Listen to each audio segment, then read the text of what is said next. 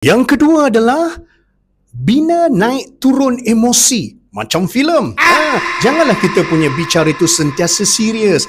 Kadang-kadang masukkan emosi sedih ataupun ada elemen jenaka. Bukan nak suruh buat lawak daripada mula sampai habis. Last kali orang tak dapat apa-apa manfaat. Kita sulam. Bila kita sulam dengan emosi gembira, kelakar, sedih, ini akan menjadikan presentasi kita berwarna-warni. Dan dalam program Impact, kalau anda tengok, ada waktu kita serius, ada waktu yang kita gembira, ada waktu kadang-kadang menangis juga. Perubahan emosi ini akan menyebabkan audiens dia akan merasakan yang kita bercakap ni tak lama pun, sekejap aja dah habis. Dan yang ketiga adalah waktu kita nak tutup bicara kita, jangan tutup biasa-biasa. Bagi satu punch, bagi satu dentuman yang very powerful untuk mereka balik dan lakukan sesuatu.